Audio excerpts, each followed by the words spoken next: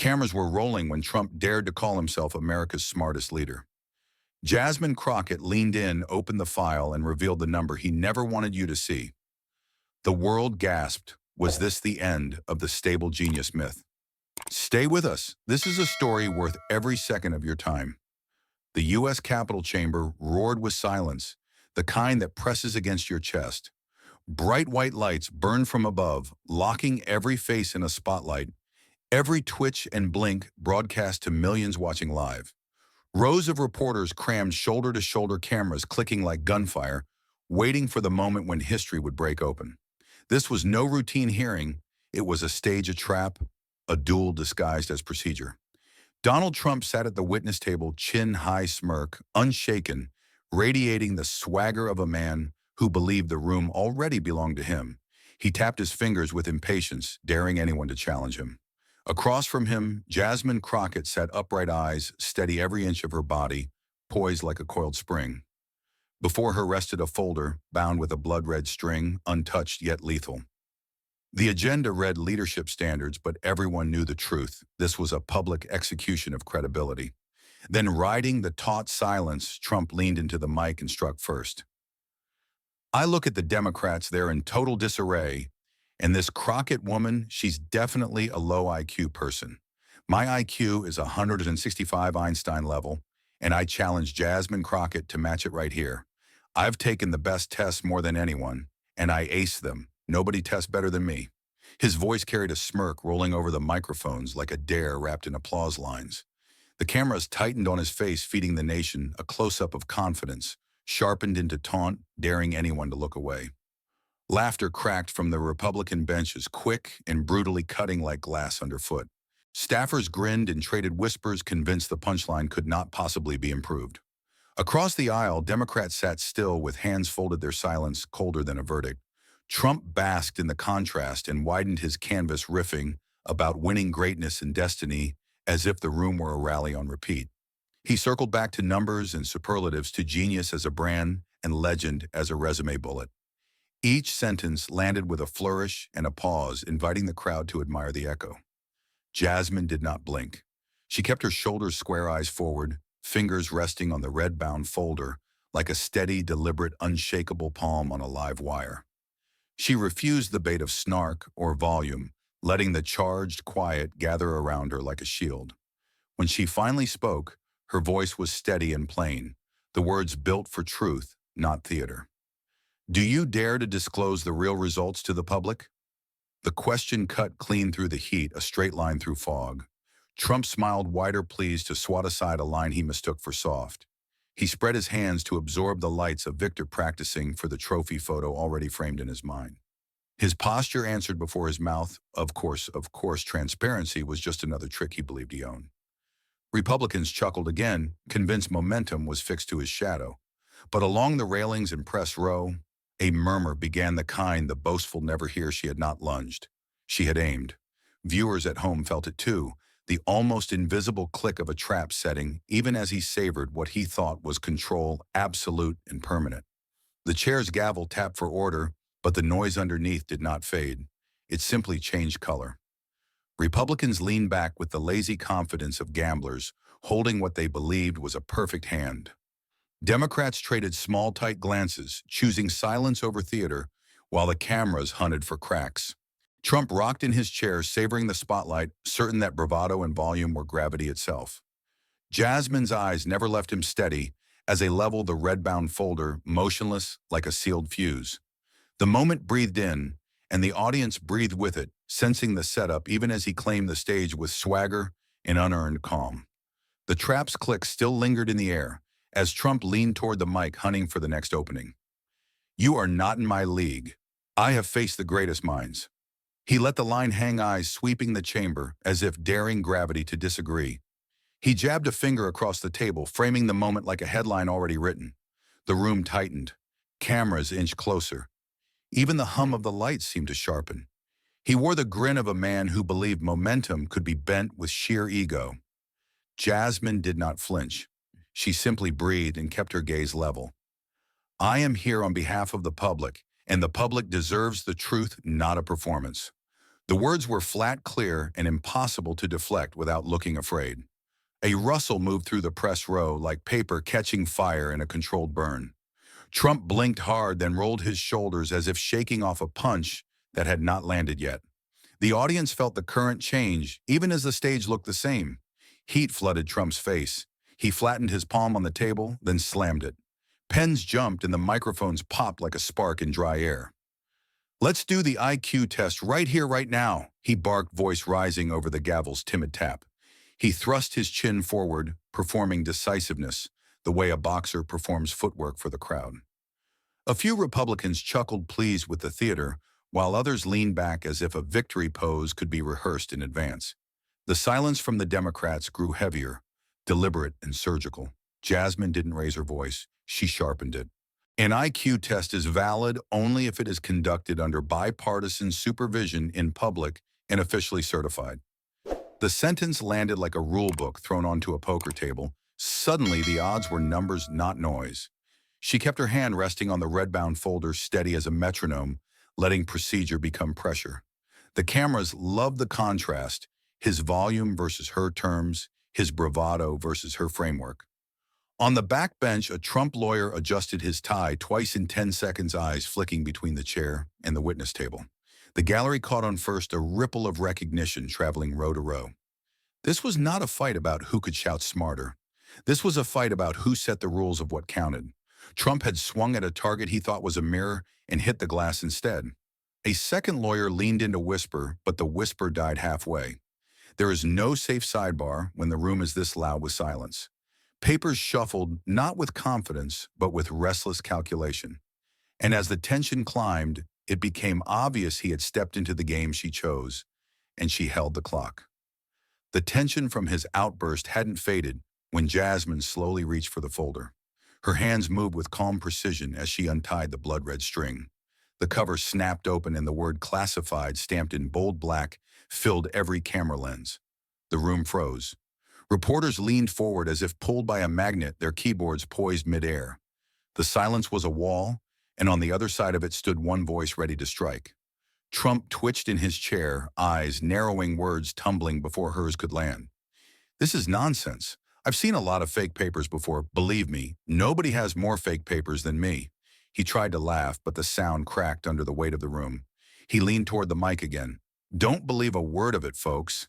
This is all fake news." But Jasmine didn't even blink. She waited until his interruptions burned themselves out like sparks in wet air. She leaned closer, her tone precise and deliberate. "Mr. Trump, let me remind you, the public has the right to know the past of their leaders." Her words fell like stones into the silence, sharp enough to echo. She lifted the first sheet, the camera zooming until the text was almost visible to millions at home. "This is your federal cognitive assessment from 1981, she said, her voice calm but merciless. "Your recorded score was 86. The syllables hit like gunfire, impossible to take back, impossible to unhear. The chamber exploded with sound. Senators murmured furiously, aides shuffled papers, and the press gallery erupted in a storm of clicking keys. The atmosphere was chaos contained by walls of marble, yet every second stretched tight like wire. Trump's smirk faltered. His lips pressed together, then twitched. "It's fake news," he barked louder this time, but the words rang thin, hollow against the storm of disbelief. Cameras locked onto his face, catching every flicker of unease, every forced attempt at control. For the first time, his eyes darted sideways toward his lawyers. They shifted uncomfortably, hands fidgeting with pens and papers, unable to mask their unease. The man who had just bragged about Einstein-level genius now looked cornered, every movement betraying the fight to hold ground. And in that instant, everyone watching inside the chamber and across the country understood the balance of power had shifted. The chamber was still vibrating from the shock of the score when Trump forced a grin that didn't quite reach his eyes. He leaned into the mic, his voice rising with artificial ease. "I've taken many other tests, and all of them were excellent. Every single one. The best results. People have said it." His words tried to fill the room like smoke, but the corners curled into something thin and brittle. He glanced at the cameras, stretching his smile as if sheer confidence could erase numbers written in black and white. Jasmine didn't even pause. Her tone was steady, cutting directly through the haze. "Then you won't mind showing us those results, will you?" she said, her voice calm but sharp enough to pierce the pretense. The silence after her words was heavier than his laughter had been. Even the reporters froze, pens hovering midair, waiting for his reaction. Trump shifted in his seat, tapping the table once then again, trying to summon rhythm where control had slipped away. He coughed into the mic, pivoting hard. "Look, this country has bigger problems. We should be talking about the economy, the border jobs, things that really matter to the American people."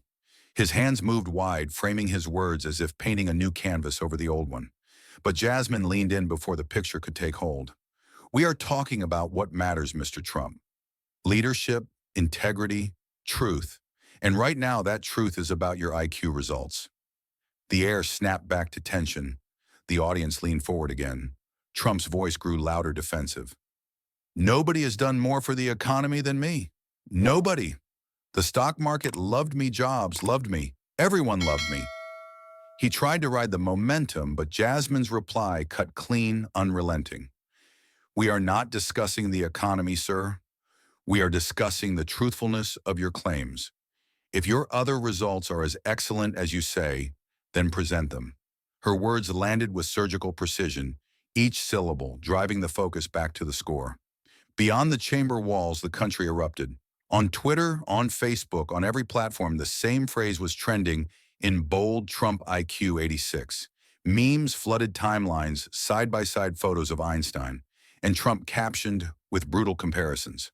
Cable news Chiron writers scrambled to outdo each other with headlines: "Genius or fraud? The 86 problem." The nation was glued to the spectacle, every phone screen glowing with disbelief and mockery.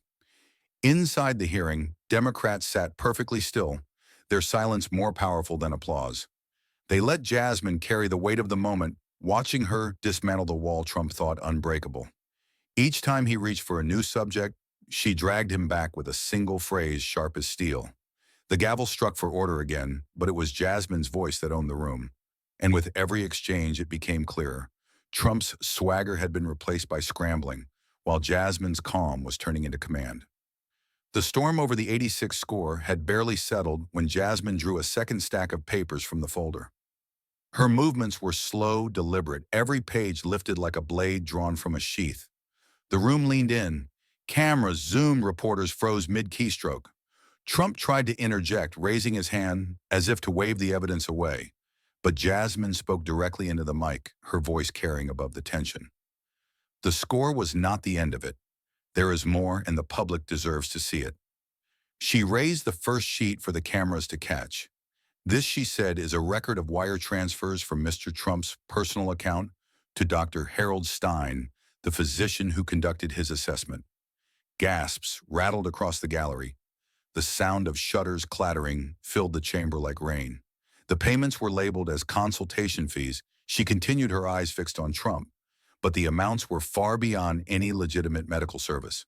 The words hung like smoke, impossible to ignore.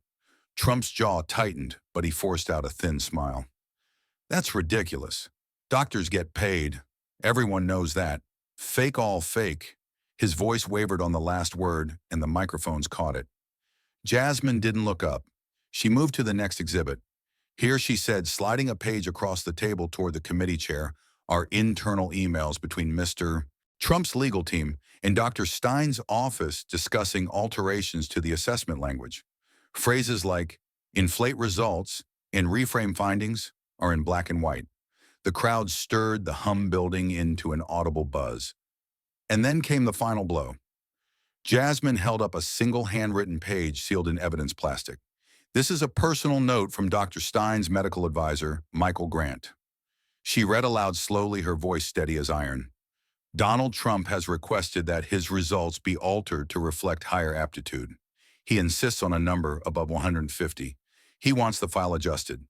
The words carved through the chamber like a guillotine. The room erupted, shouts, gasps, the pounding of reporters' fingers against keyboards, the chaos of revelation. Trump lurched forward, slamming his hand on the table.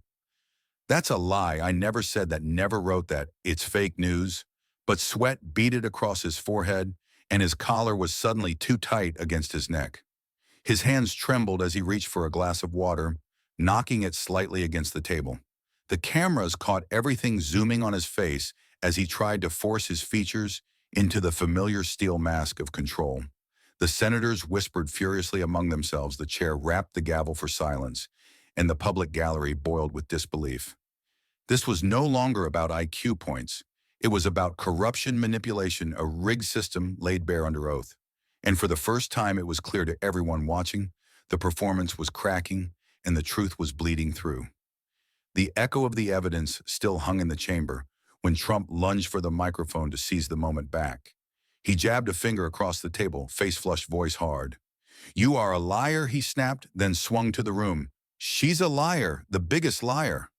He tried to laugh, a brittle sound that broke before it reached the cameras. "Total fraud," he added, shaking his head as if the gesture alone could erase what everyone had seen. The lights burned hotter. The room narrowed to two faces locked across a line of truth. Jasmine didn't rise, didn't flinch, it didn't match his volume. She turned her gaze to the main camera and spoke as if addressing a single living room that happened to contain the whole country. "Dear American people, the question is not how intelligent Mr. Trump is. The question is, do we accept a leader who manufactures an image instead of the truth?" The words were plain, clean, and heavy enough to bend the air. They didn't need an echo. They were the echo. Trump froze mid-breath, the practiced retort caught in his throat. Silence fell, not empty, but pressed and full, as if the entire chamber held a single heartbeat. Staffers stopped mid-note. Reporters paused mid-keystroke. Even the gavel waited. Trump's hands hovered above the table, then lowered palms flat as if the furniture were the only steady thing left. The muscles in his jaw worked, then stilled. He looked from chair to counsel to camera and found no safe exit inside any of them. For the first time in this hearing, he was forced to sit still and say nothing. The cameras did not blink. They lingered on the truth written in posture and breath. A bead of sweat traveled down his temple, disappearing into a collar, suddenly too tight to be useful. Across from him, Jasmine sat upright, shoulders square, the red-bound folder resting where she had placed it, calm as a verdict. No one moved to fill the quiet. No one dared to rescue the moment from what it meant. The picture settled into place like a seal pressed in hot wax, Trump with his head bowed. Jasmine composed the file between them like a line that could not be crossed. And with that image, the section closed the air, holding its breath for what the silence had already decided. The image of Trump bowed and Jasmine steady held for a beat, and then the room moved. A smatter of applause broke from the Democratic side, short, sharp, involuntary like air, escaping a valve. The chair pounded the gavel twice, voice cutting through the swell. Order, order, hands dropped, faces reset, and the applause died the way a flame dies in the wind. The silence that followed felt heavier because of what almost broke loose. Every eye returned to the witness table, as if pulled by the same wire. Reporters bolted from their seats, clutching phones and laptops, sprinting for the hallway to blast out breaking alerts. "Run it now," one producer hissed into an earpiece as a camera operator jogged backward through the door. Push notifications lit screens like a lightning field. Breaking hearing erupts over Trump cognitive score. Copy editors hammered headlines before quotes even finished echoing. In the corridor, a tripod clattered against tile and nobody looked down. Inside, the pool camera kept rolling, swallowing every breath. On the Republican side, composure fractured into pockets of confusion. Two lawmakers huddled with a staffer, whispering about optics donors and getting ahead of this. Another stood abruptly, stepped into the aisle, then thought better and pivoted toward the exit with his phone already to his ear. A committee member forced a smile that didn't hold, then sat, then stood again, eyes fixed on the chair. Counsel leaned forward, papers murmuring in their hands, but no one had a clean line of defense. The choreography of control had slipped, and everyone could feel it. Beyond the chamber, social media detonated. Trump IQ 86 surged to the top of every platform within minutes, the number pulsing in neon across timelines. Clips of Jasmine reading the line played on loop, stitched as slowed, memed, captioned and remixed, all carrying the same punch. Comment counters spun like slot reels. The mention stream turned white-hot and unreadable. Late-night hosts posted single-word reactions, and they were drowned by the flood.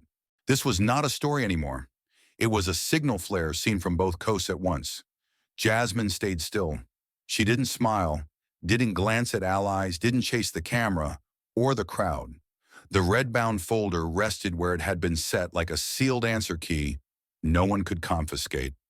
When the chair looked her way, she dipped her chin once and returned her eyes to neutral. She let the room do what rooms do after a bell has been struck. Listen to the ring. She was present without performing, and the difference mattered. Television cut across the country in jagged sync programs, interrupted mid-sentence. Daytime talk shows fell silent as anchors in emergency lighting said, "We are breaking into programming to replay a pivotal moment from Capitol Hill." Newsrooms rolled the tape. Jasmine's steady voice the word 86, the collective intake of breath. Kyron screamed, "Shock at hearing. 1981, score 86, alleged." Producers split screens, hearing room on the left, fact bar on the right, and let the clip run 3 times. Radio followed with a hard break bump, music slashed short, and a host whispering, "You have to hear this." In living rooms, offices, subways, and checkout lines, the public spoke back. The phrase that rose fastest was the simplest: "It doesn't matter how high your IQ is. What matters is honesty." It appeared in comments on handmade signs outside local stations, in call-ins to drive time shows. A teacher in Ohio posted, "You can't lead your way around the truth," and 50,000 people clicked share. A veteran in Arizona wrote, "Numbers don't lead people. Character does," and the replies became a thread of nods. The sentiment cut across teams the way gravity cuts across maps. Legal experts hit the air next, voices clipped and careful eyes alight with the scent of a potential case. A former federal prosecutor outlined chain of custody questions and whether alterations to medical records could implicate falsification or fraud statutes. A committee veteran explained subpoena power for financial records tied to the alleged transfers and emails, and how referrals to the Department of Justice might be framed. Another analyst cautioned that evidence is not guilt, but acknowledged the threshold for opening an inquiry had likely been crossed. The panel agreed on one point: the committee would now have to decide between a political hearing and a legal trail. That fork in the road had arrived faster than anyone planned. Psychologists and behavioral scholars took their turn speaking in plain language about performance and fear. One said on air, inflating IQ is often less about numbers and more about shielding against humiliation. Another added, grandiosity can be a way to control the story when a person worries the story will control them. They discussed impression management, narcissistic defenses, and how fragile pride disguises itself as invincible swagger. The anchor summarized in a single line, "The claim of genius can be a mask for the dread of being ordinary." On the crawl, producers wrote, "Experts' exaggerated IQ claims may signal fear of being dismissed." Back in the chamber, Trump kept denying, grasping for volume as proof. "Fake news," he said again and again, as if the phrase could vacuum the room and leave no air behind. He called the documents phony, the witnesses biased, and the process a disgrace. But each denial snagged on the images, now looping everywhere. The sweat, the tremor, the glance to counsel that arrived half a second too late. Aides replaced his water and whispered about holding statements, but his jaw stayed clenched. The more he insisted, the more the tape replayed. The global press smelled blood in the data. Front pages in London, Toronto, Berlin, and Sydney ran side-by-side frames, Jasmine reading, Trump staring down the word classified, stamped like a brand. Headlines translated the moment into their own rhythms. Genius claim collides with records. Truth test at U.S. hearing, the number that stopped the room. Morning shows abroad spliced in the same 10 seconds of tape and found identical silence afterward. Commentators noted how rare it was to see a politician's performance punctured by paperwork on live TV. The still image, head bowed versus spine straight, traveled faster than argument. Inside, on the Democratic side, a hand twitched toward applause and then held back at the memory of the gavel. They chose the discipline of quiet over the sugar rush of cheers. Staffers passed notes that said little and meant everything. Stay steady, let it breathe. Eyes forward. No victory, whoop, no gloating quotes, no victory, lap for the cameras. The strategy was to let the case speak a language louder than volume, the language of evidence. By evening, the clip had entered the country's bloodstream, moving with the speed of a rumor and the backbone of a record. Local newscasts cut to it between weather and sports. Airport televisions played it on a loop. Phones lit up kitchens with the replay. Law professors filed op-eds about oversight duties and perjury traps. Civic groups posted guides on what congressional referrals mean. Across platforms, the same sentence kept returning like a chorus. It doesn't matter how high your IQ is. What matters is honesty. The hearing had started as a contest of pride and ended as a lesson plan. And through it all, Jasmine stayed still, her silence the loudest sound in the room. She neither spiked the ball nor softened the blow. She let the facts sit where they landed and trusted the country to see them. The chair called a brief recess, the gavel falling with a tired authority, and the crowd rose in a slow, stunned rustle.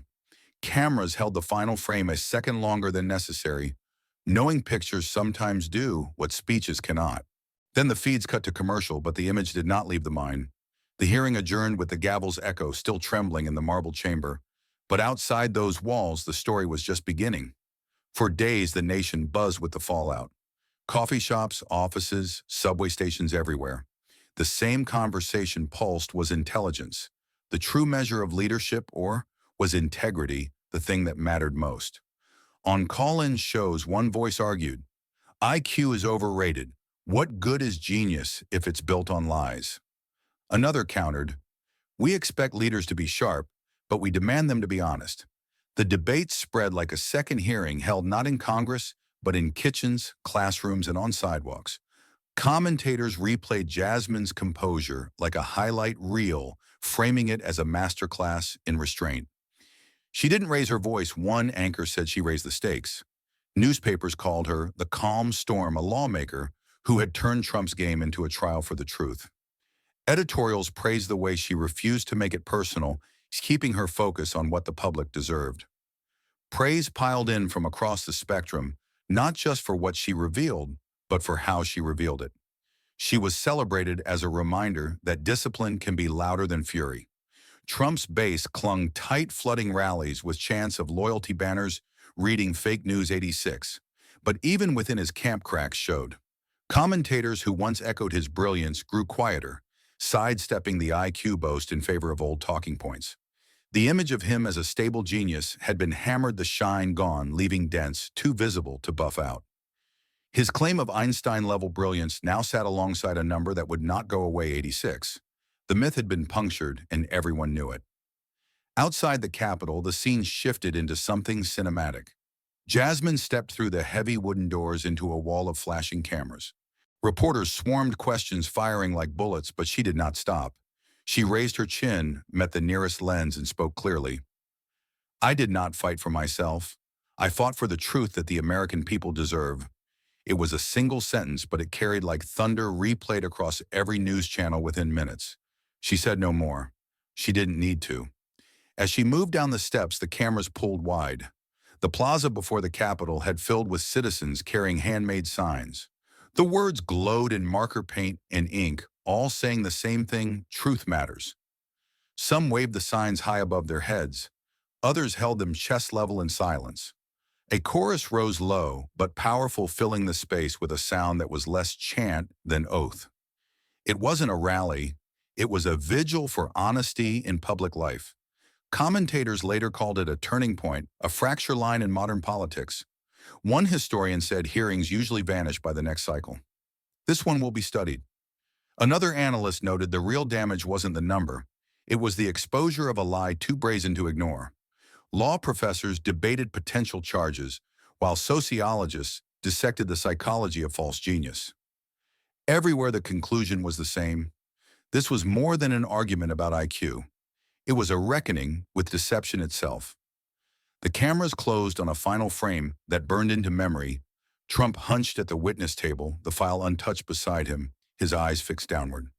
Opposite him, Jasmine had already walked out, her chair empty, but commanding more presence than his posture could hold. Outside, the banners in the plaza snapped in the wind, declaring what the room had already learned. This was no ordinary hearing. It was a marker on the nation's timeline, a moment when performance cracked and truth stepped forward. Lies had been beaten not by power, not by rage, but by a single voice steady enough to hold the line. And long after the gavel fell, the echo remained. Thank you for watching until this moment and for standing with us on this journey for justice. Your support means everything. Like, subscribe, and turn on notifications so you never miss what's next. And we'd love to hear your thoughts. Leave a comment below and let us know what moved you most in this story. Together, our voices make a difference.